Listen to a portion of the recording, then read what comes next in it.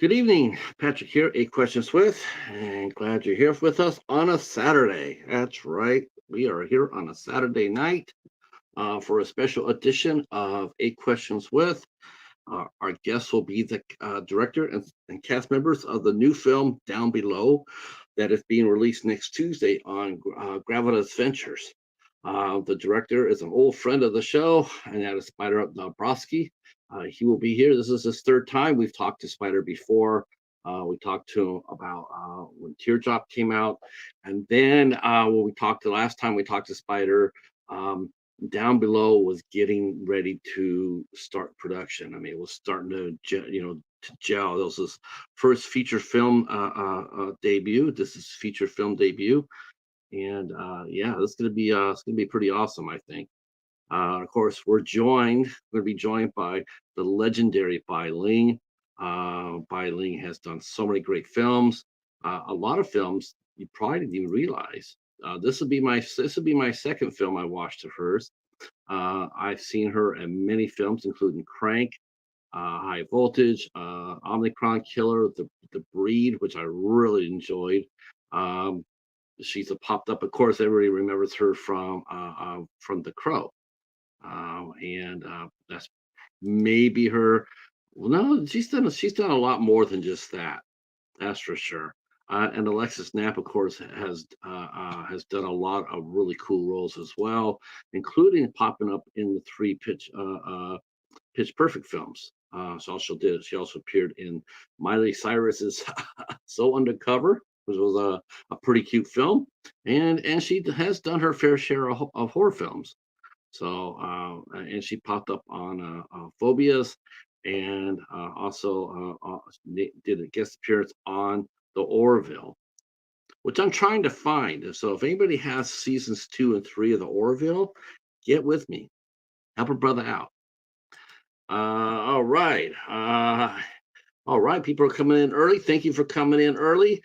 Feel free to share us out if you like to. Hey, Stephen, how are you? Both Stevens, actually. Stephen in Arizona, who's at 103 degrees. And then the opposite side of the coin is our good friend Stephen from the House of Horrors, who's trying not to be swept away by a Hurricane Helene down in Florida. And Anthony is still rocking and rolling on his memoirs. So yeah, this is gonna be a lot of fun tonight. Can't wait to get into it. Um, talk to these people and fantastic talents. That's for sure. Um, a chance to talk to Bai Ling is yeah, sign me up for that. So Down Below is actually a Christmas horror movie. It is a Christmas horror movie, so we can never get enough of those, right? So it comes out next Tuesday, and just in time for spooky season. But it is a Christmas movie, and it features not only the people we just mentioned, but it also features Eric Roberts and Doug Jones, also two other legendary actors, especially those of us who love horror and superhero movies. Doug Jones and Eric Roberts are legends. Um, let's see. Let's see. Steven says it's gone now, and thankfully I'm good. Didn't even lose power. Don't cross your fingers quite yet, sir. There is another storm cooking in the off the coast there. I don't know. I didn't know if you knew that or not, but there's another one forming up here, and I got that from people in Florida going like, um, yeah, there's more coming. Um, yeah, Doug Jones is amazing. Yes. Um, yeah, he's done some incredible films too. Of course, he did Legion and Hellboy. Um, he's another one of those actors that he's got a fine speaking voice. I've heard Doug Jones speak. Um, he always gets a lot of parts basically because of because he can contort and does capture motion or whatnot. But I'm glad to see this movie here because Doug Jones is not going to be all wrapped up in makeup, and it's not going to be lost in somebody else's voice, right? He's going to be on screen as Doug Jones, as I believe. Of course, Spider will come in there and say, "Oh no, he's in 5 feet of makeup." I don't know. We're going to ask him that question, but I like seeing Doug Jones when Doug Jones is Doug Jones. I like his creatures, but I like the chance to see his face as well, right? Yeah. He's even in the TV show, What We're Doing in the Shadows. Yeah, he's probably underneath some makeup there for that, but that fits, right? That fits. But not every single movie, right? Um, and so I'm glad. And of course, Eric Roberts is in it, and Eric Roberts, as you now know, a lot of movies that he does. He brings a lot of he brings a lot of heft to it. He is actually Bai Ling does as well. Bai Ling does a lot of movies as well, and a lot of the movies they're the best part of it. Um, they come in there and they sparkle with their performances. They don't get very many spots, because of the budget of the movie. But when they're on screen, they really rock it out. Um, and I know this because I saw Bai Ling in the Omnicron Killer earlier this year. And while she didn't have a big part, it was an important part. And there was a lot there. That movie was really had a lot of heart to it. I'm looking forward to this too. Um, to see what comes up in the mind of Spider. Like I said, he also has done a movie. He did a movie that was made specifically for Tubi called Teardrop, which is still playing on the channel. And you can go ahead and take a look at that. Spider wrote that movie, so you can go in there and check out that. And it's good. It's a good movie. It's well written, smartly written. Um, yeah, me too, right, Steven? Um, Now Eric Roberts, as we've all anybody who's tried to do an interview show on YouTube, if you get a chance to talk to Eric Roberts, that would be us like that would be like the coup of the decade, because the man is constantly going from location to location to location. As soon as he's done with a role, he is on the road to another one. Literally, I'm not even kidding you. I've heard this from four different directors and producers that have worked with the man. They said as soon as he is done, as soon as they say he's wrapped, he is back in the car and gone. There's no wrap party for him. He is like the next job is up, off we go. And so that makes it really, really impressive that if you want to see an interview with Eric Roberts, is to go to Michael Bihn's podcast here on the YouTube called Just Fooling About. And Michael Biehn actually got Eric Roberts to sit for 90 minutes to do an interview. That's amazing. That's, I was like, how did he do it? Yeah, I mean, it's the irony is Michael Biehn got Eric Roberts to sit down for 90 minutes. I got Michael Biehn for 20. And it wasn't even supposed to happen that way, but it did. I feel like asking Michael, like, how did that happen? How did you do it? Did you offer like, was there cupcakes involved? How did you get Eric Roberts to sit there for 90 minutes? Um, all right. So while we're waiting for our guest to come in, I will tell you this is the last show of the month for here on the channel for Eight Questions with. This is episode 501. 501. In case you missed it, our last interview with singer-songwriter Nikki Buwati was episode 500. So this is 501. We're starting off our drive with this one here.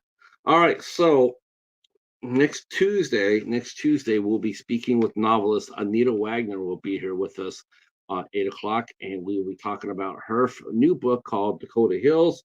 We'll also be talking about her writing. She is also writing and producing and hopefully bringing it into production for this year. She's got a brand new film she's working on called Freedom, and so we'll be talking to Anita about that. And I'm looking forward to that. She seems like a very nice person, very interesting, dynamic writer, and I'm looking forward to talking with her. On Wednesday, the 2nd, we'll be talking with scare actor Frankie Paracchio, who's based out of New Jersey. Um, as you know, it is October, and soon we'll be seeing haunted houses being advertised everywhere. And haunted houses are a big business. Every year it seems to get bigger, just like Halloween is for adults. To tell you the truth, I don't even really think of Halloween as for kids anymore. I really don't. I look at it an adult holiday. I really don't think about when kids, like, oh, it's kids. because there's so much going on that's aimed for adults. Movies, costume parties, haunted houses that are really intense, scare actors who are professionals. Um, I mean, they're scared. I mean, they're that good. Like their makeup is excellent. It's Hollywood level, elite level. They're really in demand. Frankie is one of those scared actors that is in very much in demand, and he is. We'll talk to him, and we're glad to get him. I had to really push hard to get him to come onto the show because I was afraid that he would not be able to come on because it's the season. All right. I just want to real quick. I just want to bring up Spyder on my Instagram just in case anything goes goofy. So far we are good to go. Spyder will be here. Um, and we'll see. I'm not sure if they're all coming together, if they're all decided to meet together, or am I going to do this separately? But whatever happens, it's going to happen. Uh, all right, next Thursday, we talk to one of our own. We'll be talking to film critic and cinephile Kyle Curtis Flat will be here with us next Thursday. Now, like I've been saying, I'll say it again. I've been really lucky, and the fact that this time we're going to keep our fingers crossed. We're gonna wrap Kyle in bubble wrap. We're gonna put him in a room by himself because the last time we had Kyle on right before he was supposed to be due to come on, he got sick. He got really sick. He got treated. He got released, and then he got even sicker than that. And it is not it's not an exaggeration to say that he dodged death twice, if not more times. Yeah, it's an incredible story, and we'll be talking to him a little bit about that, and about being back into the YouTube groove, and he also did a fantastic interview. Now that Steven's here, he can hear this. So I don't know how he did it, Steven. All I know is that Kyle delivered the best interview with Ken Sagas I've ever seen. That was a professional interview. It was very well done. I would dare say it's probably one of the top 10 interviews that I've seen on YouTube as far as that goes. You know, out okay, so I'm a little prejudiced, but outside of mine, it's probably top 10 that I've seen in as far as the interview goes. It was really, really good, real good. And speaking of that, shout outs for interviews. Before I got here, I was hanging out with Hey Internet. It's Eric. As you know, our we teamed up for Sharks and Schlock Week and some other activities. And he's been a guest on the show too. He is interviewing some fantastic people on his channel. If you're into pro wrestling, if you're into wrestling in general, he has been really knocking them out with his wrestling interviews. And he had another one today. I never heard of a death match. Um, all I know, it was crazy. The guy was just on fire for it, passionate. Brian White, shout out to Brian. The doorbell has rang. I don't know who this is, but I'm going to go get it because you know how we go. Once the doorbell rings, it's a go time. So thank you for being here, and here we go.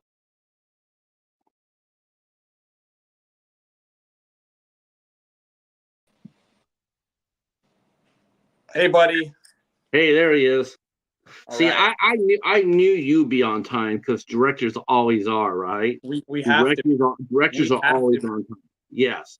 Now actors, yeah, they have to come in at 2 or 3 minutes down the road because you know what they say it's a Hollywood entrance. You need a Um, Hollywood entrance. It's yeah, important. it It's is. how you doing, my friend? What's latest? How you Good, doing? good. Been good, How dude. exciting!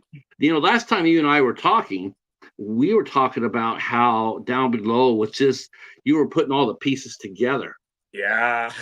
I mean, just putting them all together, trying to get a cast, trying to get, a budget, locations.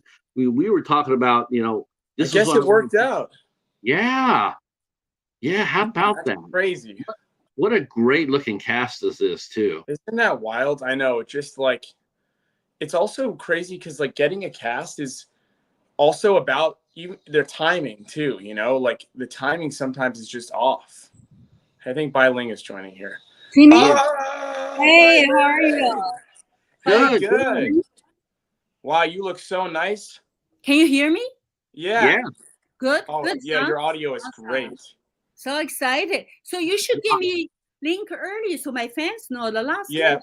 People Bai are Ling sent out the link. She's got a lot of fans. I asking. I've got. Oh, I did. I sent out the. Oh, did I not send out the link to you on Instagram? I sent it, but it was my mistake. I didn't realize I needed to Yeah, send you her should the give me YouTube early. I link. even post to my Chinese fan, but at last minute, Hopefully, I've people- got like 25 fans. 2 of them are my mom, my dad. Bai Ling's got like millions of people. Why did you tell me earlier? Oh yeah, yeah, Spyder. How could you tell her earlier? Do you want me to send you? Look, she's doing her magic right now. People are busy. Is her magic right now? Yes. All right, yes. let me text Alexis, see if she's having any trouble here. Are you on your phone? Should be a computer. Here. Oh. We're on podcast 5 p.m. Ask us questions, okay? About my new movie. 我的新电影，大家进来问问题。So why everybody's gone? Do you want me to send you the link again? No, I you did. I gave her- posted already. I gave her the she put it on Instagram. I forgot that we need to send out the YouTube link for people to watch and I join. did. I just posted a story. You can see it. Oh Put wait, it here. Yeah, I sent that out. I've been sending that out throughout. Posted like a few minutes ago. Should be early. Should be last night. Hey Patrick, Alexis said she's here. Do you need to let her in? Let's see. Anybody here? Yep, I see her. Where's she? Anybody here? You can see. Wow. Who is Hey, look. that? Oh my God, we What's got up, the whole guys? gang together. Hey, how are you? Hey, Alexis. I'm good. I'm I sitting did here it. in a Huh, little Patrick? I pond. pulled it off. Nice I was to like, meet why you. can't you guys hear me? Oh, I was backstage. Okay, cool. Hi. Okay, now Hi, we're gonna have people roll in now. Okay, so this is. All right, how do I get off this chat thing I opened up? Thank you. Yes. Alexis, I was worried you weren't going to get in. Nah, man, I'm here. Yes. She's rock and rolling. I'm here. I'm eating When you- ceviche. When you saw Bai Ling, when we all worked last, it was like almost a year ago at the Really? strip club. To me, everything's yesterday. It was yesterday. It actually does feel like yesterday. I can't believe that. Yesterday to me too. It was yesterday. Now Yeah. Oh, there, I got it. Now, has it been a year since you finished? No, actually, we finished. Well, post production took like Here we go.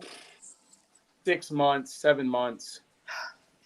Right. I shot with the girls here in last last October. So my movie opens October 1st. Everybody watch Look it. at Bai Ling. She's the best. Yeah, she is on fire here. I know. Okay, there you are, Alexis. Where are you? She's Where? there. Where's Physically? Alexis? Yeah, where are you Alexis, physically? Alexis is at your bottom left. Okay, I see her in my bottom left. You don't see me? I really wanted to say on your left, but On On your stage left, left. Spyder. on your left. Well, thank you for coming in. We're going to be talking about Down Below and some other films as well. I've already seen you this year. I saw you in a movie that I had the cast and crew on for too, called The Omicron Killer. And Ooh. Yes. I was blown away with your performance. I really was. I thought I thought it was really good. I was really impressed with that. Yeah. That was a fun movie to watch. Yes. You guys, you are an incredibly busy performer, obviously, and Alexis, I see that you are getting busy as well, and both of you guys are no strangers to horror films. So how did you two meet Spyder for Down Below? I summoned them out of the universe. Oh, yeah. Pretty much. Pretty much. Well, I feel they're like both- our path is already there. Whatever energy, right, and people will meet or make the deal. Of course, our director, who's very persuasive, I'm very He has persuasive. great eyes, and he knows what he wanted. He's really, really smart. I was so surprised when on set. He's so young, right? And he Yeah. knows exactly. He and his brother know exactly what he wanted. I was like, he's so mature. Where did he learn? I really enjoy working with him. I think, my part, I feel this energy. She's in control. She's mysterious. She has all this tricks for everybody.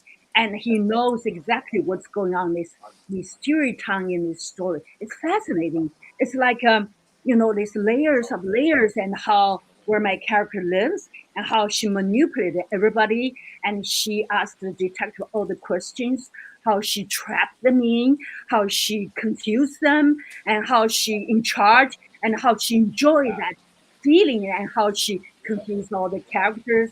And she knew exactly what she did because she went through, and she had this thing. This world actually for us is a stage, right? We're all actors to play. So nothing serious than for her just having fun and flirt and seduce, twist everybody. It's just in this ground playing play stage, and she's manipulating even the director. I think that's She energy. manipulated me too. No. That's the energy of the character. If I did seduce you, allure you, that means successfully portray the character. Because I am in the character, it's not Bai Ling. But I mean, I know what she's doing. I know how confident. I know also, I think I brought a lot of emotions, a lot of layers, because the character has a feeling. I think when the audience care for the characters, then your movie succeeded. Because you have to care for the character. Why is she emotional? Why is it hurt her? What make her laugh, make her cry? What poke her? What she doesn't like, what she likes. But she's trying to walk on this fine line because she's vulnerable too. So I give a lot of vulnerability at this powerful character. That's just something I feel excited. Look, I'm talking about. I'm excited about this movie. I haven't seen it yet. I don't want to see it actually. I want you to have a big premiere. I want to go there dress up. Because this is my Bai Ling, like Bai Ling Hollywood shop. Look at that. Look at that. We're gonna all make the dress for our premiere. I look forward for that. She's gonna make. I want to wear to premiere sweatpants designed by Bai. This is another film. I know it's promote this film. My Quarantine Romance with toilet paper. It's a phenomenal. She directed that one. That's one she directed. Who directed that one? Bai Ling directed this one, right? Okay. That's the one you directed, right? It's gonna go viral. I directed. I'm not a director. I'm not interested. It's her first directing. Now, did you get tips on how to direct? I mean, that's going to be interesting too. I've worked with Oliver Stone, George Lucas, Spike Lee, Luc Besson, all the best directors in the world. By watching them, it's the best school. You don't have to learn. By watching them. Sometimes when on set, I say they waste so much time shooting things we don't want, but not for Spyder. He know exactly. I said, should we do more? He said, no, I got it. So I like that. Know what they want. The director know. I know what I want. It's the film. I know this film. My film is gonna go viral. My Quarantine Romance with toilet paper, and your film too. But I haven't watched it. That's why I'm so excited to her here. I showed you a little bit of Alexis and Bai Ling we finished like a year ago, but we brought them both in for ADR. Okay. And so Bai came in and we did ADR, and then I think I saw Alexis. We got Korean food after, but they had one big scene together where we shot. I got to meet. We met kind of all at like this seedy strip club in the daytime. Was the first time we all kind of collabed together, us three. Alexis had bright pink hair at the time, and that was in Glendale, was it not? Was it Glendale? Was it not? My brother drove you over right there, right by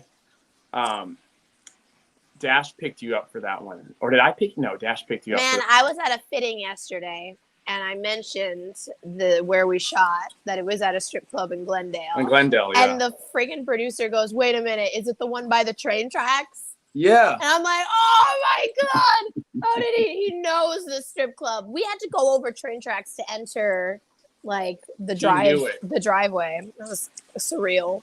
It was pretty surreal and not to give much away, but like Bai Ling plays like this very like intense like madam prostitute of this kind of like underground prostitution ring. Ooh, and sounds Alexis is, hot. yeah.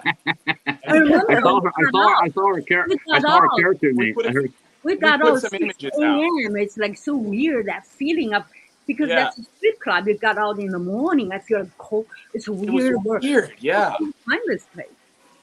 I saw the character name. I'm going like that character name, sort of ominous, Thorn. And I'm like, It is. No, what does Yeah. it mean? What does it mean? And Correct. Alexis is playing like Ominous, an like escort. dark and scary. Yeah. Mhm. And Alexis is basically playing Charisma, who's like an escort who can kind of like maybe talk to ghosts. She had pink hair, right? Pink hair, yeah. She had, Hair. she had bright pink hair. They look different. Yeah, she's got her I'm a blonde hair now. chameleon by. Miss a you, shapeshifter. miss you, miss you. Now- You said now, you're gonna do handstand challenge. Will you do it? This is what these two are like too. I'll do it with you. By the way, Wow, Patrick, You know I'm down. We had Bai it Just had her respond to own my wardrobe. text. I'm there by. Her wardrobe was so Yes. good. She brought her I own love wardrobe. working with all of you here. Now, It's so much that's gotta be a helpful thing to Yeah. a director. Now Oh my you God. don't normally do that though for your films, right? You don't ask actors to bring anything like that to set. Everything is For genius. this part that Bai Ling played, Genius. I felt that she's such a fashion icon as well, that I just kind of wanted her ideas. And then she basically, the outfits she had were so like, she knew the nice balance between like, all right, look, I want you to look good, right? But we want to fit into the character as well. Right. And she knew how to basically still make it dark and edgy and fit this character who's supposed to be, menacing and powerful. And honestly, we're not sure if she's like the most evil person or if she's playing it. We really don't know. And Bai really brought outfits that like were just, I could have hired the best wardrobe team in the world and they would have thrown them out for her option. Actually, I did like see through. I have so many clothes. If people take it, then I don't even notice they're missing. So I said, what is the fit with this one? So different color, different stuff. I think the fashion and also establish the character. Every time I have white makeup or wardrobe, I feel confident. If that's wrong, that means the base is wrong. So I'm glad you gave me the freedom, man, to do that for the character. Both times. Now you wrote already one supernatural thriller, Spyder and Teardrop. You wrote that, and that's how we met over that. We met. Now here we are. Here we are back and with Down Below, and it is again a supernatural film. What's the draw? What's the draw for you for supernatural films? I mean, what attracts you to that genre? I like using, and you'll see on this film, I like using the genre of supernatural to basically try to tell really, really human, like really awful human evil behavior, but to mask it in some sort of concept so that you can kind of go in as any audience members and enjoy a bit of a thrill ride, a roller coaster, and basically by watching it in like a ghost or here or monsters or whatever that kind of supernatural deity or a demonic preacher in our example, it takes you through the film, but then the layer underneath that is usually the truth. And I think it allows audiences to not be like stamped or like, hey, this is a movie that's about this. For some people, it can just be a movie about a demonic preacher haunting a town. For others, it can be a much more real drama about some unfortunate events that happen to certain people. And I like that using the supernatural genre to kind of tell these kind of, Greek mythology type tales, but kind of hide them in a genre rather than like. That's really interesting how you said that, because just as you said that, I'm thinking, there's some people that look for supernatural. There's some people in the town that something traumatic has happened, and I'm, instantly when you hear that, the first thing I thought in my head was Amityville. Amityville had that tremendous the Fayol murders, and now it sort of weird. It's like it sort of feels slimy every time you see a Amityville movie per se, because they're sort of exploiting the tragedy. But I like what you said about that, because some towns, some towns are always, they're marked by that. You hear people talk about certain events that happens in cities all the time, and that's an interesting aspect of it. Now, down below, you have basically you're setting it up for a town has to deal with a past.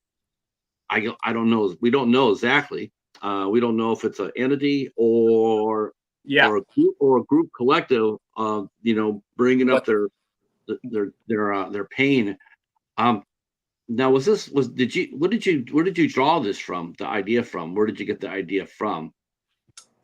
Like every movie idea I've ever had, I don't usually grab stuff from real life. I kind of get just like fictitious ideas come to me, but I kind of always enjoyed the films like The Omen and these kind of like religious horror films that kind of took place in somewhat of a setting where religion, because religion is always talked about the black and whites of good and evil, and so it's kind of interesting to kind of play in that space where you should feel safe in a church, and yet there could be this kind of presence that I just thought made a really interesting setting, and especially as like our set piece in this thing we keep returning to. The film basically all ties into this horrible atrocity that occurs at a church with this demonic preacher 20 or 30 years in the past, and then the modern plot, which is where you meet Alexis and Bai and all the other characters, all somehow ties into this event at this church. And I don't know, I just think I feel that it just kind of came out of thin air and just massaging the material. And I always loved Stephen King stories and Storm of the Century and those type of kind of seaboard town supernatural mysteries. And that's how about you, Alexis and Bai? Are you? I mean, when you get sent a script like this, a supernatural horror, it's a little different from the typical slasher film, right? Slasher film, there's an unstoppable killer. It's sort of a dark fantasy. It's not really set. But this religious or supernatural horror, what does that do for you when you get a script? Does that bother you at all? Like when you read for the characters, you go like, man, this is going to be really spooky and really going to grab me, or is it just another role or different, another part? How does it affect you as an artist? Well, I would say, pardon my voice, I have a pretty bad cold right now. I'm all hopped up on Alka-Seltzer Plus to get me through it. But I prefer it, to be honest. I don't like slasher stuff that's just gruesome and gory for the sake of it. Right. I loved how subtle Spyder's script was. And I like things that are more psychological and mysterious and just like a big unraveling of things rather than just showing blood and guts for the sake of it, So reading something like that would be a big turnoff. How about you, Bai? Do you like the supernatural horror? Is that something that always always attracts you to the part? I don't watch horror film, but I did a lot of them. I did my first one was a Dumplings. I won the Asian Academy Award for it, and which is fascinating because horror film could be. And this one I didn't see, but there's a lot of psychological behind. It's not just something shocks you. It's something you don't understand. It's lead you to a tunnel, which a lot of darkness and mysterious reveal something.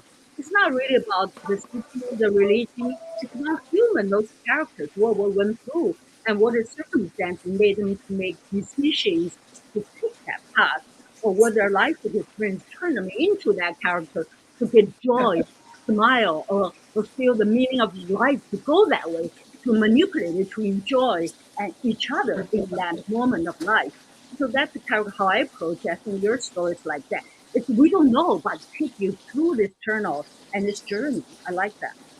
I like the fact that you don't really like horror movies that much, but you've been in some fantastic movies. Thank you. Yeah, it's scary, but in a very alluring way. Like, because my soul, sometimes I never learn acting. I don't want to know the script. I don't practice. I just go there when I get excited. I don't know the things that I know that I know. I don't know what I know, but I know what I know. So I'm just jumping into as a kid, say, when that fresh moment that when you're discovering, That's where the audience is discovering with you. I don't want to pre-know. And that's the horror because it's like surprise. So I like that part of horror, surprise and extreme and passionate. That's why I do well because that's my element as being as actress. Spyder, talk to us a little bit about the like you and I when we last talked, you were putting together the movie together. You're putting it together. So how did you go about to get the, because you had mentioned to me about some of the people you were trying to get. So how did the casting process go? Was it pretty easy, pretty slam dunkish, or did you have to work a little bit at it? You know, if you met me and my brother, you'd know that we were just total maniacs, and we just, you know, calling, rejection. No, you can't call this number. Da da da da da. You know, you can't do this. You can't do that. You need this. You need that. You took me to sushi to convince me. Yeah. You owe me another one. I do. I'm I coming to that owe Alexis one too. Alexis likes the Korean food. You want a sushi? We'll double up. What do you mean? I love sushi. Don't. Okay, let's do sushi, both of you guys. Yes, so good. We'll go to Hara. This pink We'll go to sushi sushi. restaurant, so cool. You have this on video, and you can use it in case you know. We're holding you to it, Spyder. I'll take you both. Let's go tonight. Yeah, What are let's we doing? You're but basically, are you about to check our schedules? You were about to. Are you? What are you doing later? Long story short, you know, it was like the idea of casting seemed like just an impossible thing. I knew that the script had really interesting characters, and I knew it was a special script, but I wasn't sure how I was going to get the people you're sitting, you know, before you are some of the most talented human beings who are alive, and Eric Roberts and Doug Jones, and even our smaller parts. We have like Hutch Dano from, you know, he was a huge Disney star, and Zombievers, and Christopher Livingston. He has a good part, and he was the villain on Mindhunter, the season 2. And I saw him on Mindhunter, and I like wrote him a letter. I was like, dude, this is one of the best performances. And then he ended up reading the script and coming. So it's just like a series of one of these after the other. And if there's not like a good blueprint of how we pulled it off, it's just like, it just seems like all fall in place. And all of a sudden we went from like, oh, we have one actor who you kind of know, to like a super stacked cast. And just, it's pretty crazy. Even our like really tiny roles are like large, you know, people you've seen on television. And David Steen, who plays the preacher, I've known him for a while, but I saw him. He's in Django Unchained. He's worked with Tarantino 3 times. He's plays like one of the most evil hillbillies ever in Django. And that was the first time I heard about him, and he's like an uncle to me now. But I knew that he was ready to do a really, really big part. And just, so, you know, I don't know how I got these 2 girls who are sitting here. Just the right time, I guess. And it all started with a good script, Spyder. The script. A good script, man. Because now they meet me and they're like, oh, this guy's so goofy and fun, whatever. But like when you first meet, before anyone knows you, the only frame they have on you is your material as a filmmaker, writer. So they don't really care who you are. It's like, let's read this. And then we'll even consider sitting down. But it's going to be, your material is going to be the first impression that you have. And I think because you have a vision, you know what you want. That's the core. You have to know that. Yeah. And then working with these 2, I say it and I'll say it again, you know, the best part about, if you get a chance to work with Alexis or Bai, it's like they're so good at what they do. When they read their script and they see the character they want to play, let them do what they do best. You know, don't micromanage their process. Yeah, that's these 2 girls brought the characters to life. As a director, I really didn't have to do anything other than how do I make sure they fit into the story, not how do I tell them about the character. They know the character better than I do. I love he gave us so much room as actors. Let us improvise, because in the end you have editing too, right? You just go. And when I was going off the script and you asked me, you were challenging me, what about this? What do you say this? It's just like you capture a lot of truth in the moment that we didn't know what's going on behind the character, or that truth he discovered. He's so daring. I love that part about how you direct. You just capture and you're daring. And he's so smart. He asks a question that we didn't know. Then he just go there. There's a lot of surprises. Even for me, I think that will surprise audience as well. I love that. Let me ask this some really interesting thing about what you said about a Sept. So let me ask this of Alexis and Bai.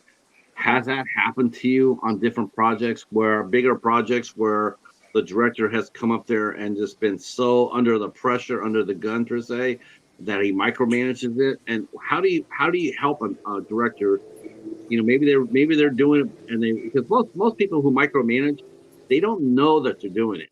They don't know. I mean, I've met maybe 2 people in my entire life that micromanage, and they knew what they were doing. Most of the time, it seems to be created and delivered by pressure. Has that happened to either one? Has that happened to either one of you? Yeah, when you feel that like neuroses coming in and they're, you know, it's stuck in a loop, I kind of just go, yeah, okay, let's try it. Let's just try it. Hey, let's try it. Like, let's go for one. I usually encourage them to get out of the loop by just doing, or maybe just a camera rehearsal or something. Just like, let's go see it. And then it usually shuts it down. Their neuroses. And they're like, okay, I like what I'm saying. All right, you do know it. Okay. And then we can actually film. Yeah, because I would think that I go ahead. Best director, and they all give you freedom. They all want you to bring something. For example, I did like Star Wars with George Lucas, or I said, you know, big production. He's been doing all of that. I said, how you do this? So complicated. He's just so at ease. He's like basically like a playground. I said, what do you want me to do? He said, do whatever you want. Can you believe it? He said, do whatever you want. He said, Bai Ling, it's your job, isn't it? I said, wow, give me such a freedom. Like all the great directors I work with, like even Luc Besson, the French movie, right? I don't speak French. Yeah. I don't even understand. They're daring just for me not even understand. In the beginning, I was trying to ask what's going on in there, and I forget about it because I can't. I just do whatever I want. So they give you the freedom. Like, even I tell you, like one time I was this movie I would work with Taylor Hackford, like all these directors. They basically, Spike Lee, I work with, where Spike Lee is kind of scary sometimes. And then one time I was like, I have this idea, but everybody's nervous because under pressure of a certain line. I said, I want to say. I say something. I say, I know it's not the right time, but I want to say something. He said, I said it. He said, do it. So we're under pressure, scared, but as an artist, you have to guard what's your right, what's your duty, supposed to contribute something. You feel with your instinct. Great director always does it. Like Spyder, I always like I feel like and he's with me. Whatever I want to do, he'll let me do. So I work with all these good directors, all like that. You know, Anna and the King in Last Scene. It's so hard. Everybody in a hurry. And the lighting, you're suffering all of that. But you have to find your own freedom. You just do it. You don't have time to rehearse. Doesn't matter. You just have to do it. You know, that's the fun, that's the challenge, that's the mischievous space that an actor has. You don't have to have permission. Does it help? Does it help as both performers? You know, for both of you, does it help? Because Spyder's, you know, he's a screenwriter and he's got a great reputation as a screenwriter. And here he is. This is his first major film that he's done. His feature length. And you think that, you know, that's got to be pressure on you, Spyder. This is like, you know, like this is what I've done before as a writer, but here's what I can do as a director. How much pressure did you feel yourself sitting in the director's seat, you know, for the first time, you know, other than doing a short film, but doing a big film like this? What was it like for you the very first day you went on set? I mean, what was going through your mind at that time? And then I'm going to follow up with another question for you ladies, because I have one more. That's a really good question. You know, in a weird way, like, I think the pressure is, I mean, there's obviously pressure, but I felt in a weird way, like kind of validated by these actors coming on board and liking the script and wanting to do it, where I just was like, you know, I'm just going to trust that I know what I need, what to do. Like if I wrote this script on spec and they liked it so much or whatever, like let's just trust that I know what this film needs, and I'm just going to try to not go to bed with all these ideas. I'm just going to wake up on the morning, and when I see them, or if we did a night shoot, and I'm just going to see what's there every day and not try to bring in all the control. It's so easy to like want to control everything before you get there. And what if this happens? And I need this shot, instead of like, I'm like, all right, I have all those thoughts, going to let them be there.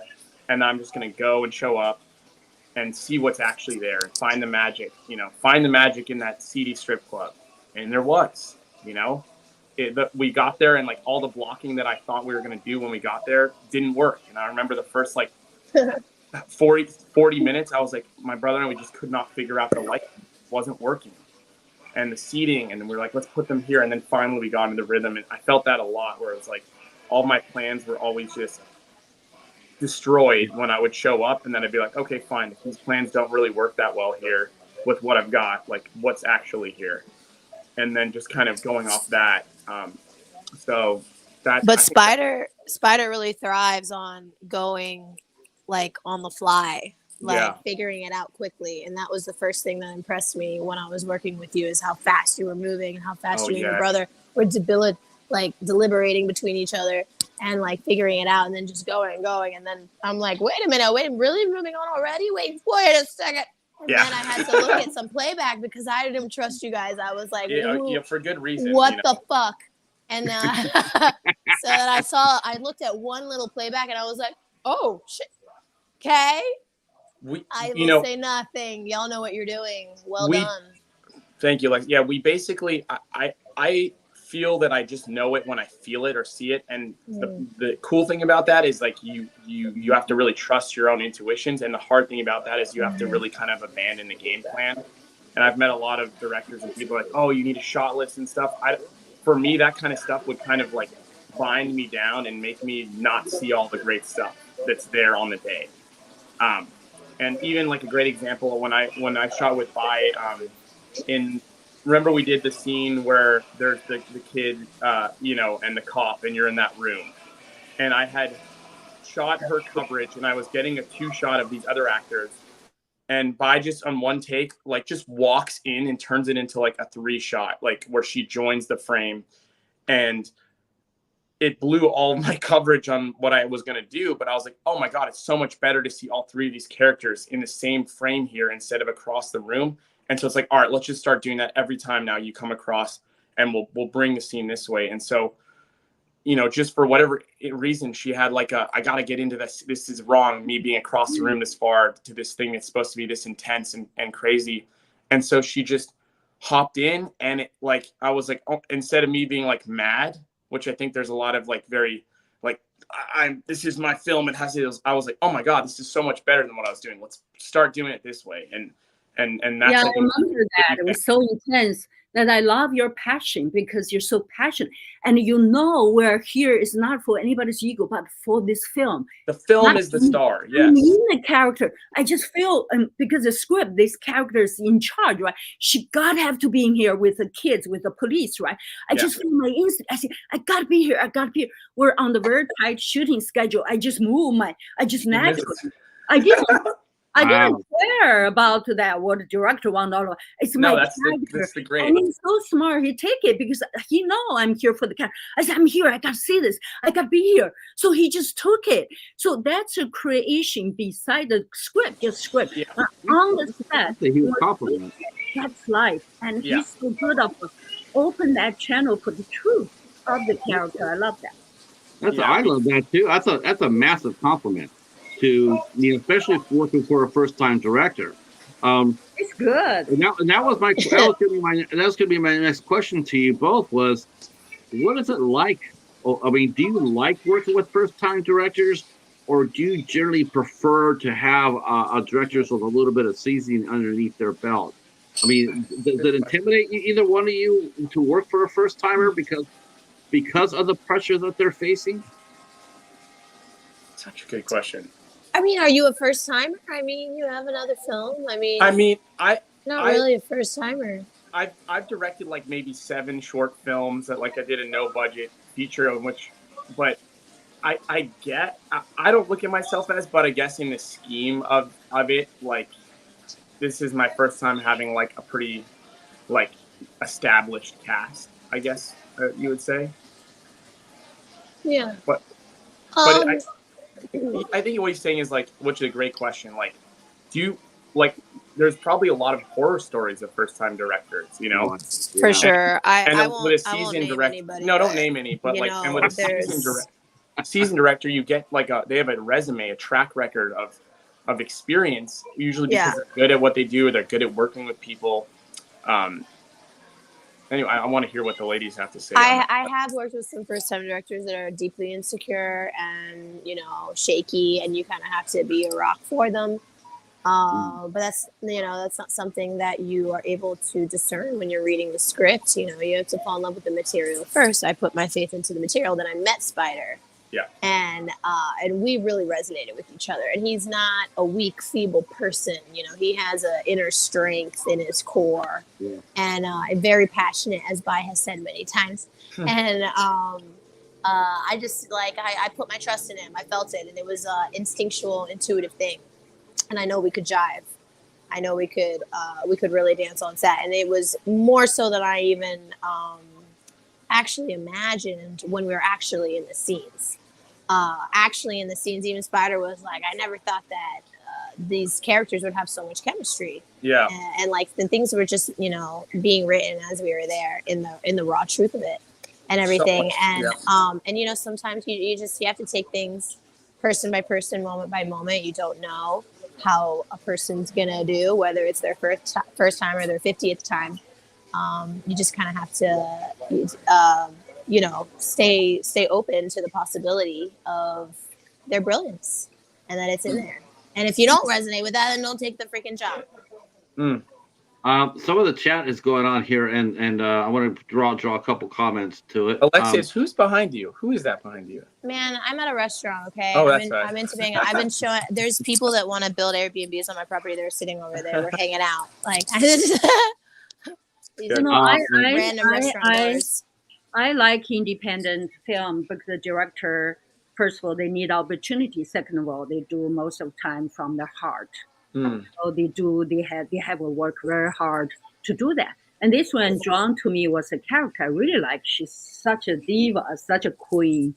And also when I first discovered Spyder and your brother, they're very nice, very humble. They pick me up, take me whatever, very nice. But when start directing, he changed his face. He's not even, he kind of ignored us. You know, exactly, he's in a different zone. I said, wow, he's good because he's in it. His passion, he knows his vision. I like that because that just surprised me. I said, wow, he's actually good. And also, he gave me all this freedom. And that when I know the director's confident, know what they want. Because when director wants to control, because we're your tool to serve you, right? If you let us serve you, you got more. So he has that confidence in him. Right. So I'd like to work with you again. So write good roles for me. I have one already. We're ready to go. I'll pick you up tonight. Yes. Have a big party. Come join. Yeah. So let me go into the chat real quick. I want to read a couple of comments here. Let's see. Agreed that a great director is open to hearing from its actors and crew. This is from our friends Mika and Kira.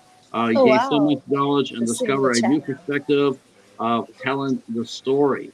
And I think so too. I think to me, it's like if you have a director coming in there and is given a cast such as the one you have, to me it's like I can see both ways. I can see both sides of the coin.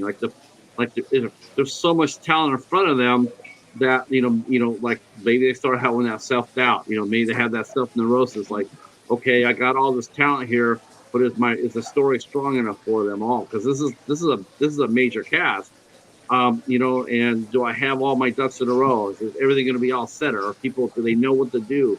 I just to me, I think the first time a director, I think their first film or his first film, I think it's fascinating to watch it, because then you see what they take and what they learn from it for the next step. Well, that's my question to you, Spyder, is what are some of the things that you have taken away from Down Below that you're going to apply into your next film? That's a great question. I think one of the best things with working with these ladies is that you know, a great script can do, take you all the way home. I think that's one of the things I always knew, but it was very nice to see that happen. I've been writing for a long time, and I always felt in my heart that my scripts were good, but until you get people to respond to them and play the roles and actually bring them to life, you see if it's working or not. Not just a movie getting made, I've had that, but actually a character being brought to life. And that was one of the things that Alexis spoke about, that her character and the character, I actually have a role in the movie as well, but on the page, these two characters were like, I just never felt there was like that much like chemistry. I knew that they worked and I think they would be entertaining to watch, but like there was just something that she brought some sort of sympathetic quality and this like dynamic thing, and we were just shooting by this fireplace, and it was just so good and so much better than I ever imagined when it was on the page. And the same with Bai Ling's character, where she is playing this part, and I don't want to give anything away because it gets quite diabolical, but she really brought the layers to this character, this Madame Thorne, that on the page I knew that it worked, but when you see an actor who can actually make you, while you're watching, where you're unsure, like you just can't read what's going on, it makes the material just really pop. And so I think the best thing I learned is to just trust in the team you have, the actors you have, that let them do what they're so good at. And I can't take all the credit for it. I had a great crew. And I also remember I went to a Q&A of a movie called The Judge that was starring Robert Downey Jr. and this director who done Wedding Crashers was speaking. And someone in the crowd like kind of condescendingly asked, like, so what is it like to direct Robert Downey Jr.? Do you even have to do any work? He's such a good actor. And the guy kind of meant it as kind of a mean comment. And the director, David Dobkins, was like, he's like, no, like when I found Robert and he wanted to do this part, he's like, my job is done. Like that's 99%. Like he is so good when he is interested in the material, he's going to bring it to life. He's not going to repeat any things. He's going to bring it a fresh, perspective in. So I don't have to do anything at all. And I was like, wow, like this guy is going up there as director and he's not taking credit for any of the directing of performance, because he understands that the casting is your moment as a director. Me choosing to go after Bai or Alexis for this part was my director. No, maybe someone else wouldn't have thought of them for these parts. That was my big decision. I think that is the most important part of directing actors. It's who you choose to cast and for what role. Is there a radio on in somebody's background? Is that the restaurant? It's Alexis. I think Alexis. Yeah. That's why I keep muting it. I'm sorry, guys. Okay, no worries. Oh, okay. Some of the other movies that you guys have done, whether it been Teardrop or like Bai Ling, we all know that you did The Crow. The Crow. The Crow. And of course, Alexis did the Pitch Perfect movies. Tremendous favorites. Tremendous. People love those movies so much. Worship. Yeah, all of them actually. Yeah. What is it like as an actor? I mean, to break, do people remember you from certain roles, and you hear about them a lot? Like when people are, we're going to be talking about Down Below, when you guys do your press junket, and you find people starting to talk to you about the movies that you've done. How do you, as actors, how do you walk the balance between talking about the movies that have been in your past that have helped you establish yourselves versus the current movie that you're working on now and you want to talk about that movie? How do you keep that balance to not being overwhelmed by people continuously talking about past success?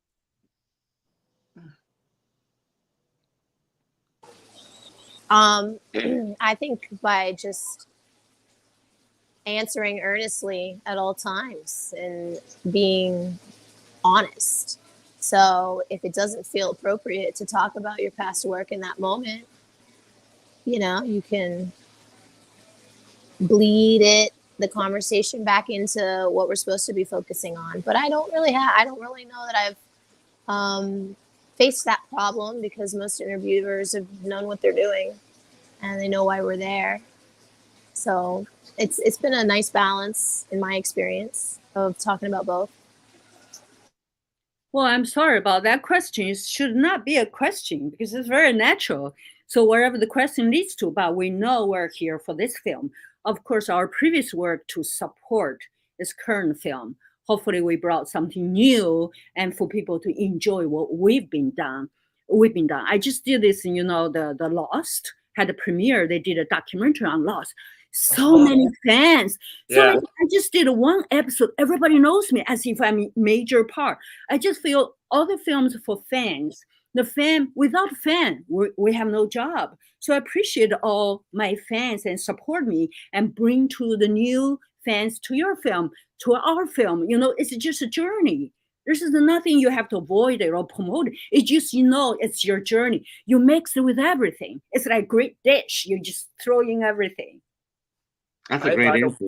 By the way, I loved Bai Ling in Entourage. I feel I told you that. Like, that was one of the first things I ever saw her in, because my brother and I just watched Entourage over and over, and she has like a really good episode. It's like one of the better episodes. Thank you. We have fight, we have sex, we have fun, we have everything. I tell you, maybe it shouldn't be not there. I think in life, how I got the Entourage is so funny. They say, Bai Ling, you got Entourage. The director want to meet you, right? I said, when? He said, tonight. I said, tonight I have a flight to Hong Kong. He said, what time? I said, 6 p.m. I said, they have to meet you to give you the part, right? Because I don't have audition. I said, shit, I have a flight. What can I do? The car picking me up like 4 o'clock. I said, shit, I'm going to lose the part. Just, how universe arranges. Suddenly I got a call from the airport, whatever, because I fly. At that time, first class, they call me and say, Miss Ling, your flight delayed 2 hours. Can you believe it? Then I asked the driver, I said, take me same time, bring me to the studio. I had a meeting, come back to airport. It's the universe. I really, really appreciate universe. I think we're all together for a great purpose. You don't have to worry. Everything is a plan that work out. So that's the Entourage brought me this story. Otherwise, I wouldn't do it. I said, just arrange. Otherwise, I'll lose it. I said, universe, watch it.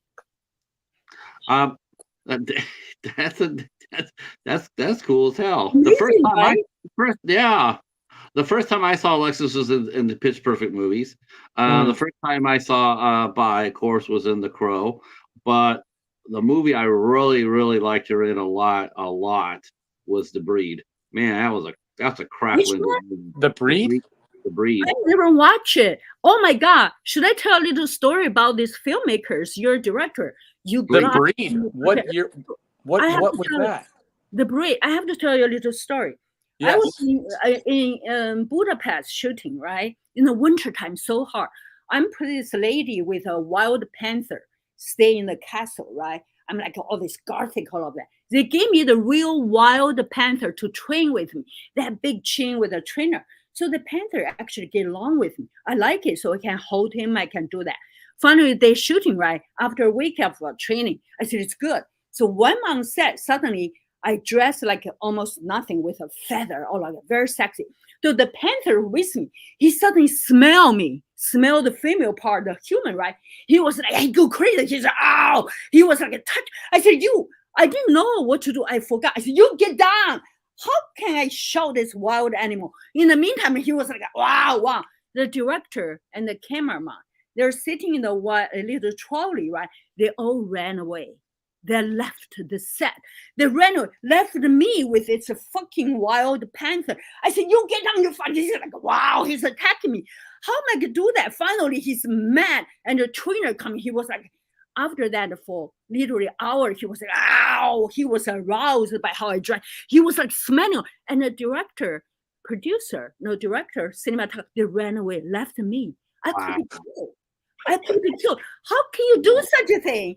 We're actor like you can't. No, that's what happened. We're doing a movie, not a life or death.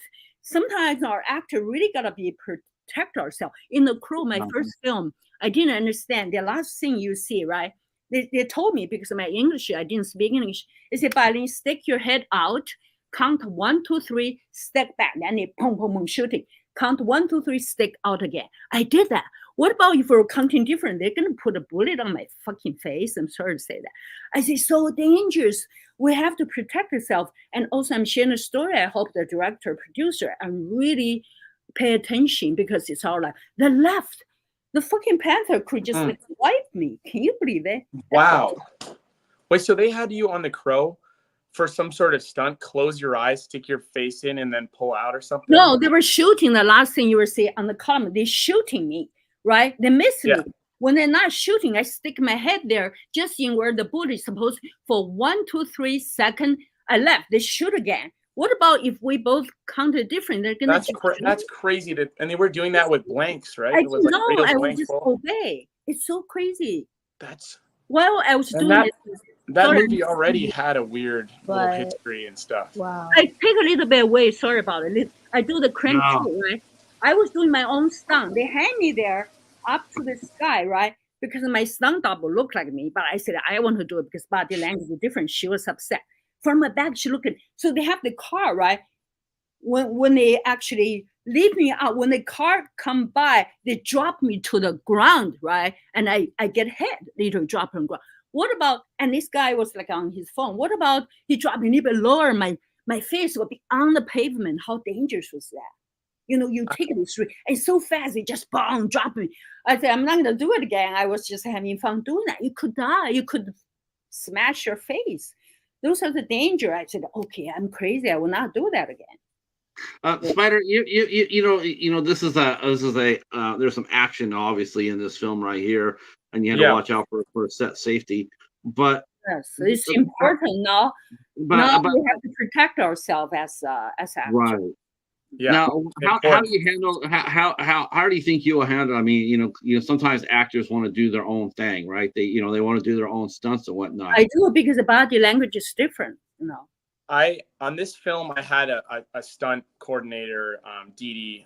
He does a lot of big stunts, and I did some stunts. I never put any you just have to know. I think that you can shoot a lot of things without using the real actors. I really do. If you get creative and you understand that you can incorporate into the shot, right? Like, are you going to show their face? No, you have to get creative about it.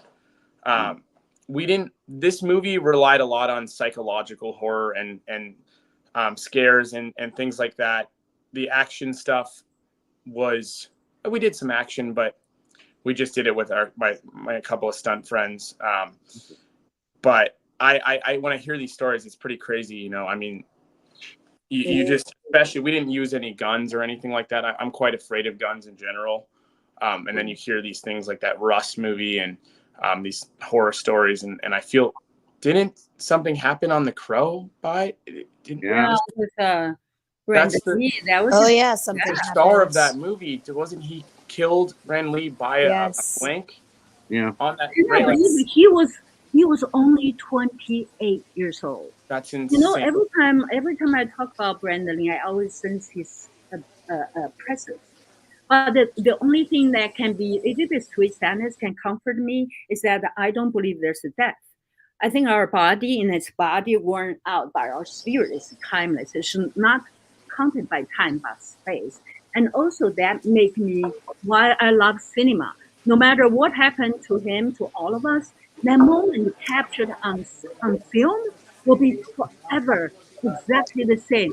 So cinema can freeze in time, change your perspective of time.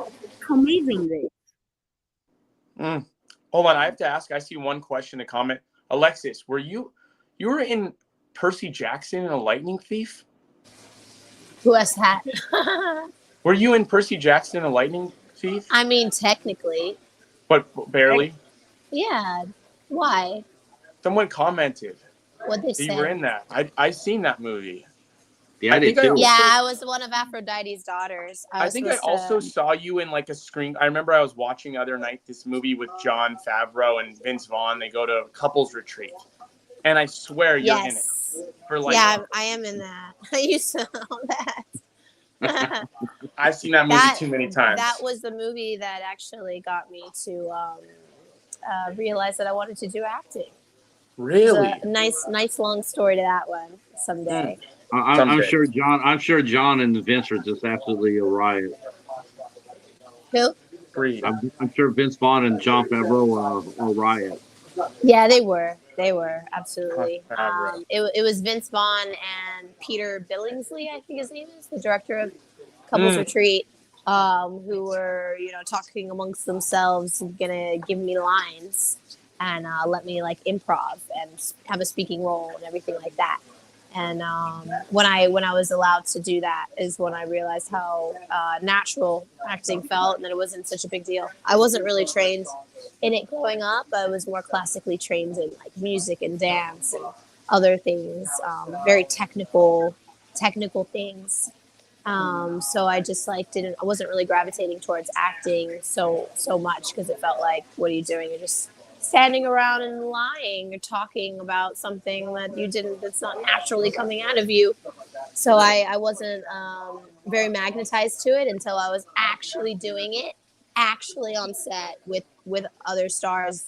Well, Jon Favreau and then the other girl in that scene. I don't think they kept any of it, but there was like a deleted scene that they kept where they like brought in the yoga teacher guy in the movie, and I got brought back for that to improv with the yoga teacher and the same girl on the other side. Like the whole idea was that he swooped in when Carlos Jon Favreau Ponce. left. Carlos Ponce. Is that his name? Yeah. I don't know. Guy was amazing. He's great. Amazing. He's so good. I should follow up with him. But back then I was nobody. I was nothing. I was a child. And I didn't have any confidence to like, network yet or anything like that or try to collaborate. But yeah, so having that opportunity in that movie was what made me fall in love with acting. But it was because I was already doing it. I didn't fall in love with it as a concept yet. I had to like feel it in my bones and actually do it before I was like, this isn't so hard. Shit, I think I can actually do this. Wow. And then I had the bug after that. But Percy Jackson was first, and then it was Couples Retreat. No way. So what kind of singing and dancing? Other way around. It was the other way around. Sorry. What kind of scene? What kind of acting and dancing were you doing before you started acting? I mean, were you like a ballerina? Were you what kind of singer? Were you like opera or pop or? All of the above. My mom had me in everything. She has a dance studio, so I pretty much grew up in one. I trained in, every form of dance you can imagine. She pretty much teaches it, even like flamenco, Irish river dance, swing, acrobatics, salsa, like you name it. I've done it. But my forte was ballet, and the focus was ballet and point. But then she had me in piano lessons at 6. You do ballet too, Bai? Yes. My parents take me out of it. I was gymnastic ballet. They say, you're not going to go to entertainment business because at that time in China, it's like you entertain rich people, consider not good job. So they tried so hard to take me out of it. I think it's my destiny. So you guys both started from some form of dance. It's interesting. But I got out to LA and I was just modeling full time. And it wasn't until like I was booked as a featured extra through my modeling agency on Couples Retreat, and then noticed for my naturalness, one could say, and charisma. And then they picked me to be the only extra that actually got like lines and got to play around and have freedom. And it was a day I'll never forget. The Vince Vaughn back and forth with Peter, they were being so cheeky. Of course they were. And that's how I transitioned from modeling to acting, essentially, whilst I was still a model, because my soul was dying while I was modeling. I truly hated it. It was starting to hate myself. So it was very good timing. Before who knows what would have happened. Let me ask you ladies this: how do you do you ever have crisis of confidence? I mean, does that ever happen to you now? I mean, Bai, you work all the time, but do you ever worry about your confidence in your abilities? I mean, do you feel like you're always going to be working? What's the question? Do you ever have crisis of confidence in your acting? Do you ever? No, never. I never learned acting. I think it's joy. It's fun. It's like I'm playing, get paid for, right? And to be, it's funny for mischievous me. Like I did this movie with different people. I make love with them. They always cast me for sexual. Like Wild Wild West was Will Smith, right? We were there because I play Miss Heath. I supposed to touch him, kiss him. How can I do that? I don't know him, right? I was like, how am I gonna do it?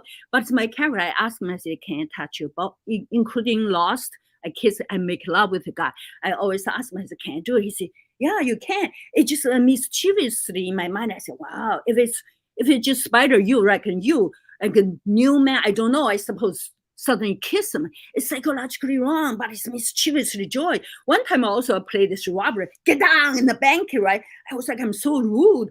But that kind of joy where it's experience in the mischievous bad way, Like I was doing like a Lost Drive with the kid. Yeah, like we sleep together, but he doesn't know what I do, what I'm doing. So that day, it's a huge production. I don't know them. I said, can I touch you? Can I do this? And you have to ask. I said, bye, do whatever you want. So we don't know each other. We're in bed making love. Suddenly it's great. Just before the shooting, and his wife comes sitting there. I was like, holy shit, how am I gonna perform that? Then in my mind, it was like, okay, you have to delete all these obstacles as your character. So I love this mischievous challenging. Like for me, every day is my birthday. Like I erase, my mind is empty. Every day is a new day. So there's no worry. I'm not even thinking. I'm just in the moment. And although I appreciate all the directors and producers cast me because I need a job, I'm grateful. So I'm just enjoying like a kid. I think I'll always be working. I'll always be great because I'm giving the truth and very powerful, very real.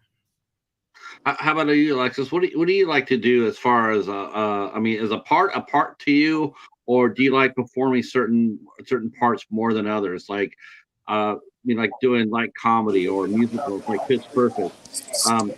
Is that more fun for you, or do you like the darker roles, the more psychological roles? I think it's a great question. I think if I'm doing anything for too long, I'll get sick of it. I kind of need variety and diversity in my life. I mean, we're a full spectrum being.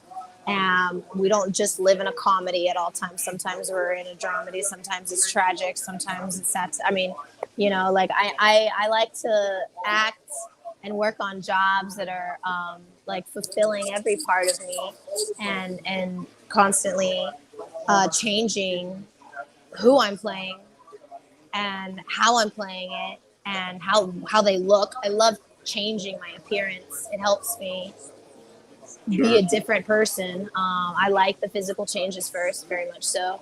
But I can't say I like one more than the other. I guess, get a gun to my head and I had to choose. I guess I would probably do comedy for the rest of my life because it's an easier life.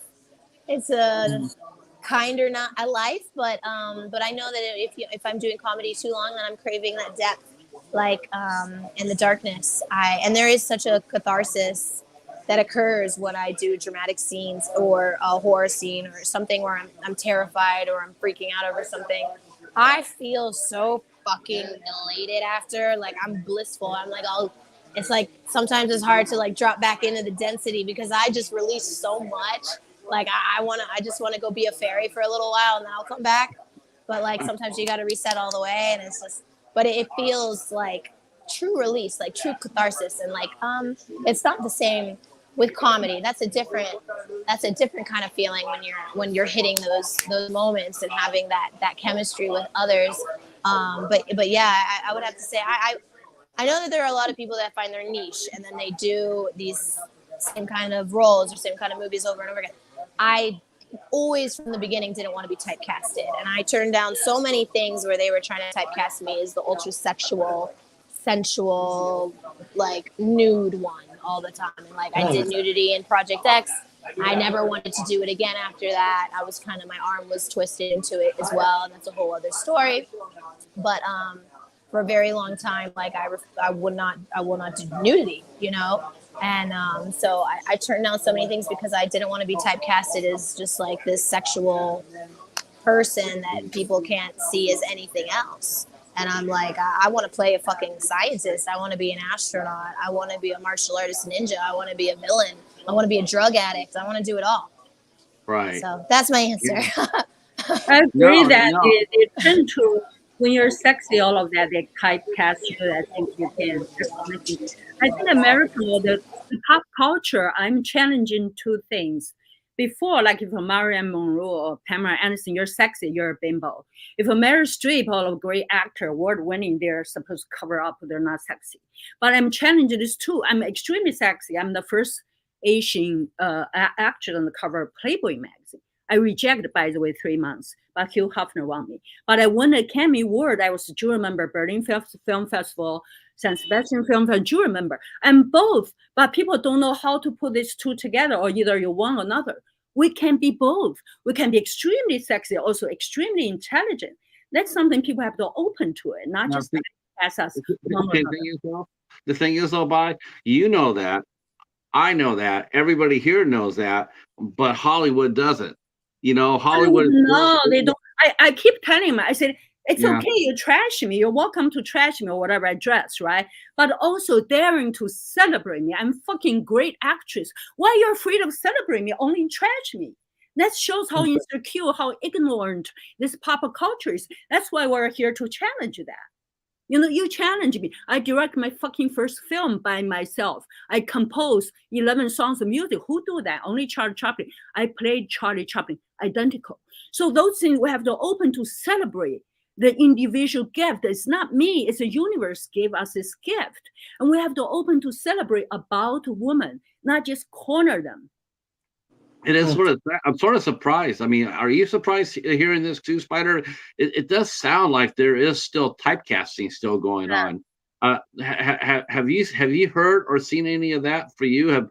Did people all come up there and offer, you know, do they I mean, I guess I can ask you, have you seen anything like that in your time?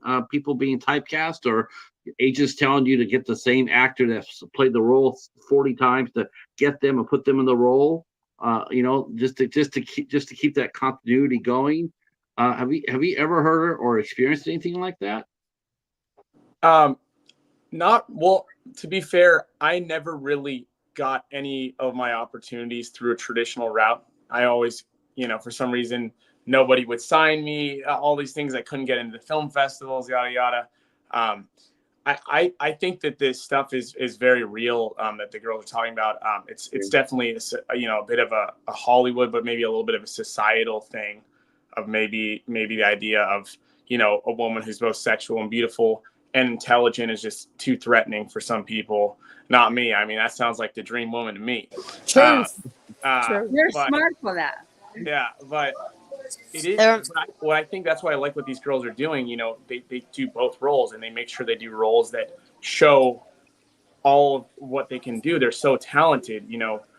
And I think that's. I mean, it's tough that they even have to you know, be on the lookout and curate their own career that way. Where you're like, hey, you know what, I can't do this because da da da. But the truth is, you know, they have to also show their dramatic side, and maybe it's weird that they don't get enough credit for it as they should, but that's why they just keep doing great roles and kicking ass, and people just keep, you know, bowing down eventually, you know, and so they're just earning it by just showing over and over again what they can do. You know, which is kind of the only way you can do stuff. This whole topic really brings makes me think that it's kind of what I was bringing into charisma. Is a woman who's overly sexualized and has been objectified her entire life, is in the work of prostitution, and to show the deep sadness of her soul and the depletion of it. She's completely worn out and depleted and rolling with the punches and of life. But I wanted to show like how someone would really feel when they're not being fake. Yeah. So when you're a prostitute, but you're not fake about it, and how you would actually feel when you're not meant for this work and you need to get out. You know, it's funny you bring this up because Patrick, I should say her character actually, Alexis and I had a long conversation about it. It's like, hey, look, like we don't want this character to be like a Californication stripper where it's like everything's funny and like it's sexy and it's funny and she's like holding, you know, showy. She's got a coffee mug and she's cracking jokes and there's really no consequences to the life choice she made. Like, we actually owe it to, I mean, I can't speak on the behalf of women who ended up in life of prostitution, but I can't also imagine that was their first choice, that's what they wanted to do. And so we wanted to make sure that we stayed faithful to, like, giving this character a depth, also making this character not just a prostitute, but a character, a person who has likable qualities that are unrelated to what she looks like. And sometimes I imagine this character not even as a prostitute. I'd never actually, when we were directing, like, it's just Alexis did something else, and it's like, that's simply what she does and how she gets by. And you can imprint your own bit of, like, how, I'm sure Alexis did, like, what her life has been leading up to when we meet her, but I'm more interested in showing who she is now and actually how she can kind of connect with another character. And that's why, in a weird way, I feel that we made this very, like, rootable kind of chemistry and couple that maybe doesn't end the way that you would hope in a romantic story, but in a way it has that kind of light to it, by not treating someone based on how they look. And that's kind of like sexualizing. It's not a sexualized character. It's just a character who happens to work in the sex trade. Who happens to be sexy. And sexy. beneath all this sexiness, all of that, there's a human, there's a person. Yeah. I was listening to what Alexis If we said. take care of that core, it doesn't matter who you are. Like they say, the Chinese always prostitute or laundry lady, right? I say, those are great roles if you've written well. If you write them as a human, they're human. Well said. I was listening to what Alexis said, what she, about, the pressure, twisting the arm to make her do that appearance.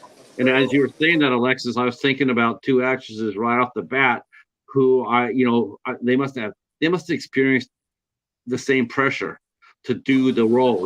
We want you to do a nude scene. You have to do a nude scene. I was thinking about Jennifer Lawrence, and I was thinking about Alexandra Daddario. Which films? Which films, though? Huh? Oh, for which films? Red Sparrow for Jennifer Lawrence. Okay. And Alexis did an episode of True Detective. Yeah.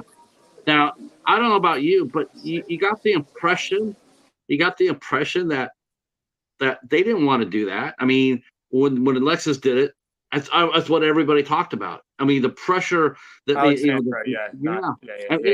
it just felt horribly wrong. It's like, okay, wow, she finally did a topless scene. Let's go watch it. And it's like, you've taken that woman's work that she's done for you all the way up to there and probably the past here, and you reduce it to 1 10-second scene where she's topless. And I just, same thing with Jennifer Lawrence. They had her put her in a position where she was nude, and it was like, why would you need to do that? There's nothing in the story that dictates that. Needs to, there's nothing there to drive that narrative. It's forced. It's just it's an unwelcome narrative. Yeah, that's just how I felt about it. And I'm sorry I'm sorry you had to go through that. Oh, it's okay. At least at least my pre-baby body boobs are immortalized forever, I got pregnant in the next month. Spyder, let's talk a tiny bit about how we got our movie to Gravitas Ventures. How was it working with them? Was it a good experience? Yeah, I mean, so we are, what is it?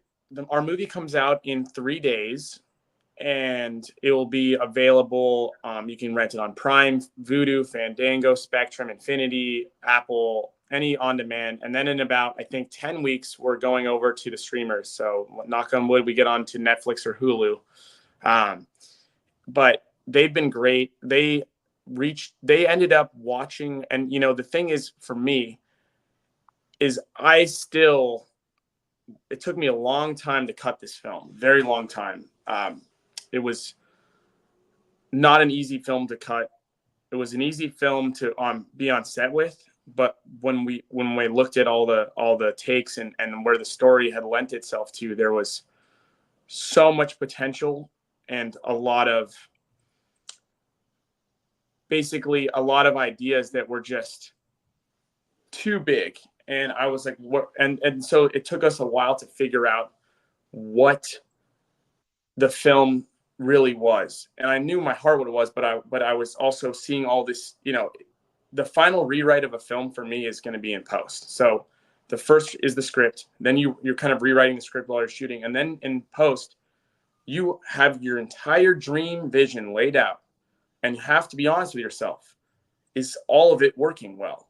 And that's, I think, one of the, you have to be able to kill some of your darlings. You have to be able to say, well, hey, this acting might be great in this scene, but what the hell is this scene doing for me? Nobody else watching as an audience cares about anything other than what's the story, and have you kept my attention, and what's our cohesive kind of journey we're going on. And so you have to look at everything you've shot, put it together, and then be objective enough to get feedback and really ask yourself, does this work? And not does this work for me and my career, but does this work for the movie and this story? And for me, my kind of motto has always been story is king. It's like, I care mostly not about what will this do for me, not about, I want to make Bai Ling shine in this movie, I want to make Alexis. I don't care. I mean, obviously care, but I don't really care about anything other than the story being the most important piece of like the end result. I feel the best service I can do to these actresses here is actually make the movie the best it can be, not make them the best they can be. I don't mean their performance, but like their character has to exist in the story. So that's where like post can be really, really incredible, but also weird, because you are looking at stuff and being like, hey, this tertiary character that was really funny on the page, you know what? I preferred this stuff that I did here in the church, and Alexis and I added this church scene. Things happened. Bai Ling and I added more, and then I was like, oh, this is going to actually need to be beefed up with this. And then you have to ask yourself, other areas of the story, do they still work just because they worked on the script?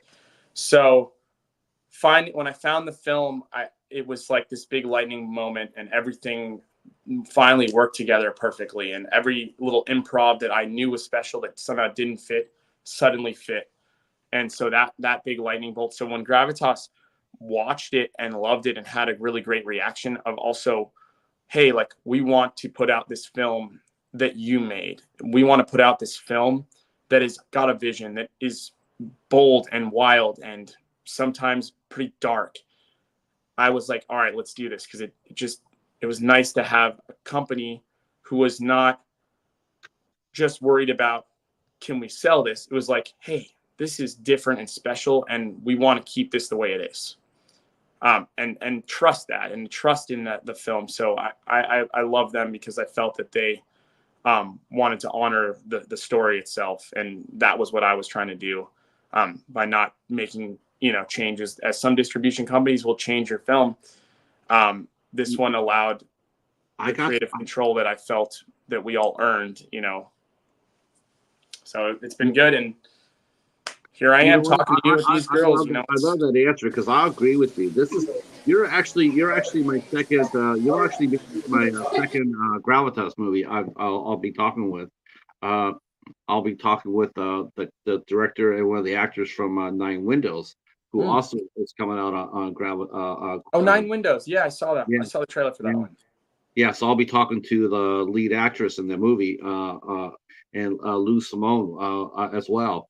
And I like that fact that they left your movie alone, because you're right. A lot of distributors, they'll come in and they'll try to put their thumbprint on it, and it's like, I don't think you necessarily need to do that. It's a great movie as it is.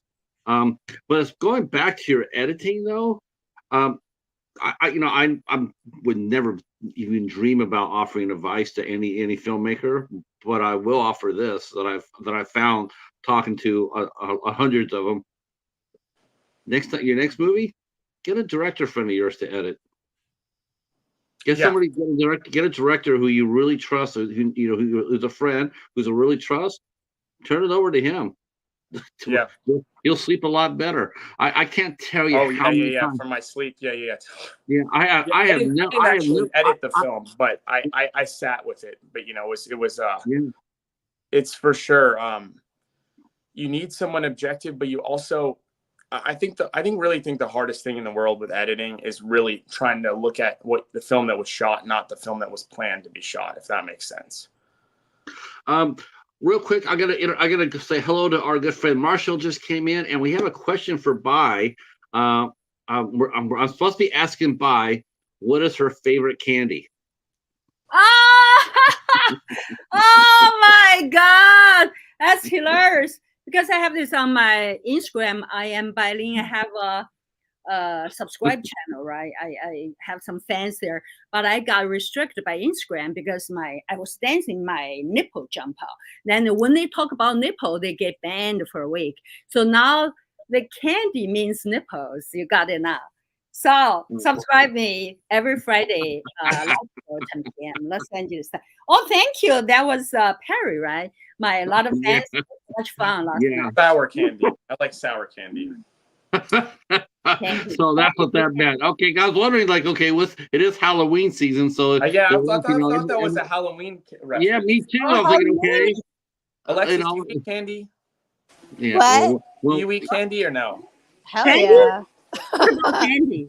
Candy's here. Okay, I like blue raspberry anything and a lot of chocolate and caramel. Candy. Halloween. Halloween's exciting. Anything can happen. Okay, what about you, Spyder? What's your favorite candy? Let's go to a candy shop, you guys. Sour candy. I like going to a movie theater, and occasionally I'll indulge with a big bag of sour candy, the sour ropes, the sour belts, the sour watermelon. That's what I'm about. That stuff until my tongue is blistering after. That's my vice. Spyder, let's take Bai to the candy shop in the theater in that mall we were at for. We got to go that one. Let's do it. Let's go.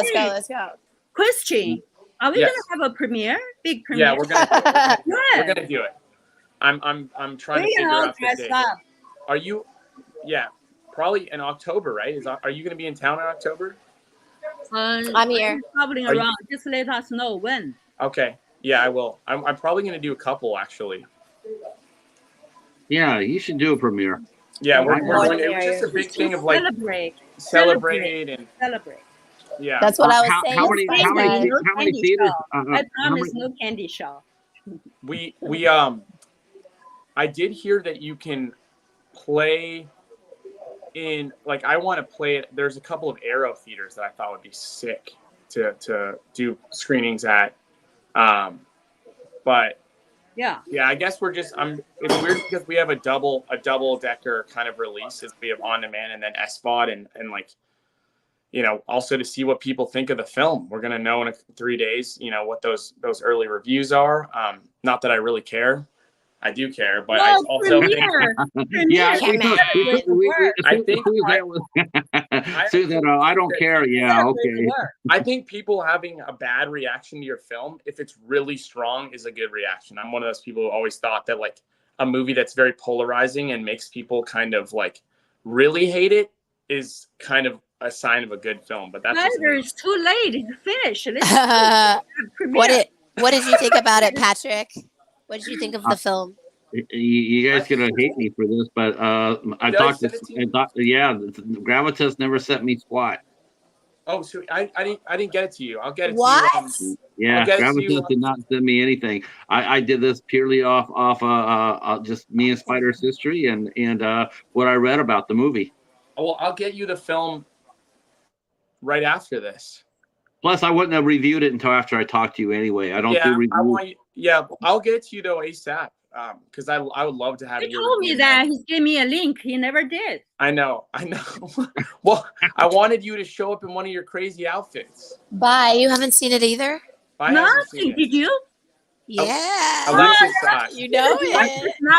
Spyder, do you have a copy of your master? I harassed Spyder until he sent it to me. You just didn't harass. You didn't harass hard enough, Bai. If Bai, you harass harder. You're racist.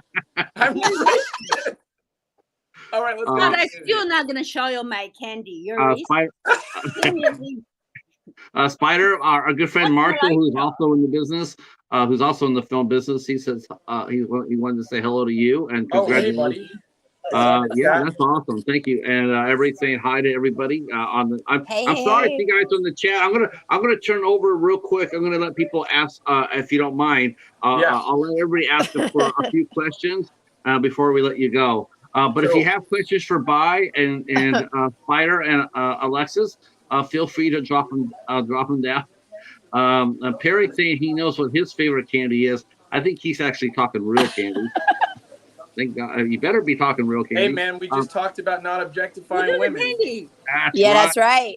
That's right. Yeah, it's So like I a bet boy. You better say I think Kit Kat. You better real- say Milky Way. You better say. Oh, Spyder. Spyder doesn't even have any sisters. I don't have sisters. Steven saying Fast Vengeance is one of my favorites by the late Perry Teo with Bai Ling. I was curious if she had worked with DMX. Oh yes, I did the movie with him, and but I was not in the scene with him, so not directly working with him, but in the same movie. So it's kind of I don't know, it's sad, right? And the director too, I worked with Jim Generation, passed away. So just treasure life. You know, life is really precious and short. We got really treasure and enjoy it.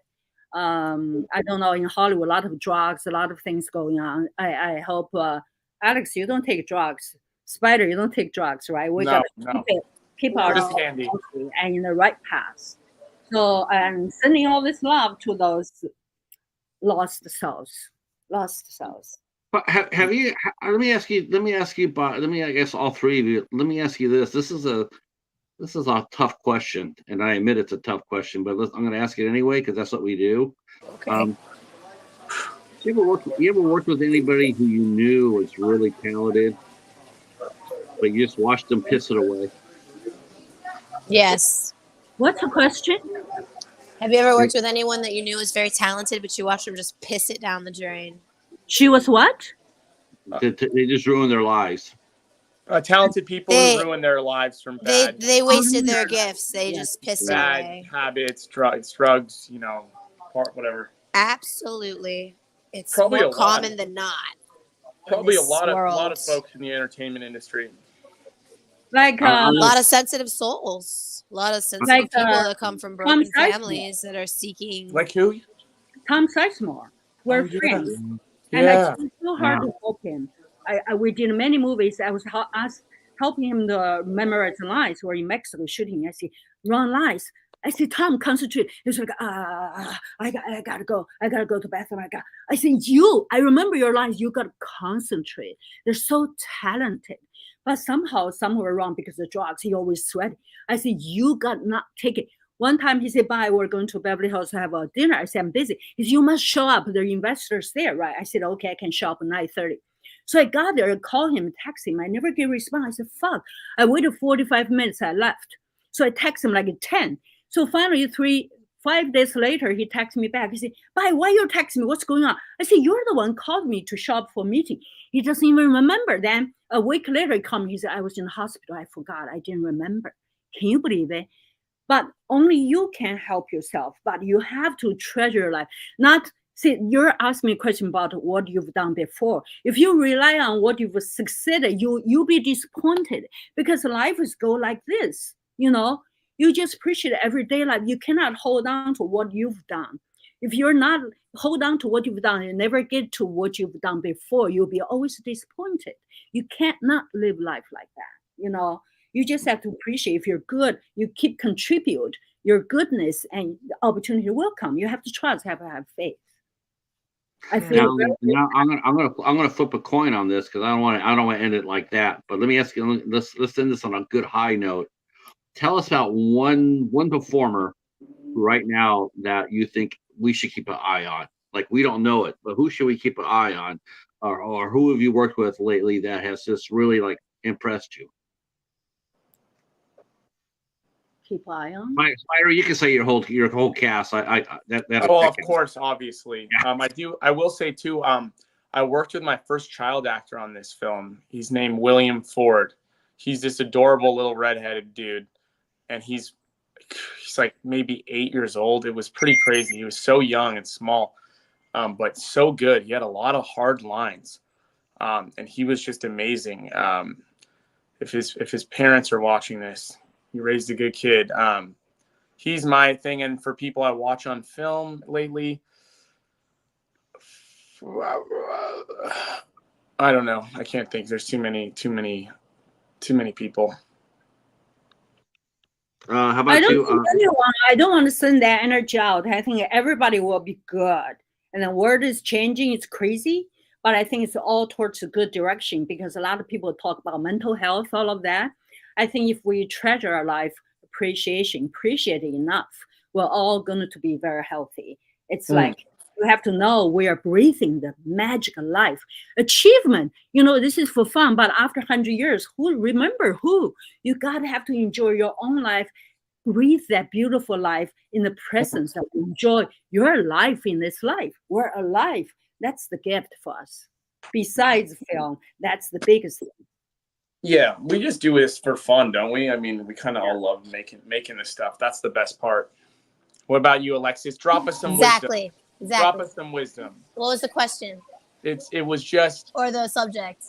I don't know. Just say something nice about me. About you. That's a good one. I think Spyder's always available to go see a movie at night. I am available. You're out for film? Yeah, we did. Bai, you like to go to the theater, don't you? Let's go, Bai. Yeah, he never told me the movie. Feed me. Okay, let's go. Alexis, I'm calling Bai now. I'm gonna call Bai. Alex, you have to show me the candy store. We go to movie. We hang out. I'm down. I'm so down. We do handstands. Let's go on Tuesday. Let's go on Tuesday, and then we'll go to the candy shop. Movies. Okay, you guys got to go on Tuesday, and then you got to post pictures on Instagram. We will. Yes, we will. We promise. So we know this actually happened. It will. Oh, yeah. We're not playing around. My credit card's gonna be hurting with the sushi bill too. Yes, it is. I pay my own way, bro. I always pay my own way. I want to thank you guys all for coming out today and hanging out with us. Where are you? I am based in Michigan, Bai. Michigan. Where? He's in Michigan. I am based in Michigan. I just want to thank you all Detroit, for coming out. not Detroit, but Michigan, near Chicago, Wisconsin. Yeah, that's it. I'm 17 miles away, 17.5 miles away from Ann Arbor, Michigan. Oh, Ann Arbor, beautiful. How you find all of us here? You're amazing. Spyder, me and Spyder, we've been talking, and he said that he says I'm bringing you something next time we talk, and lo and behold, he says, how about talking to Bai and Alexis? And I said, we were going to talk to Alexis last time, but I think some family things came up.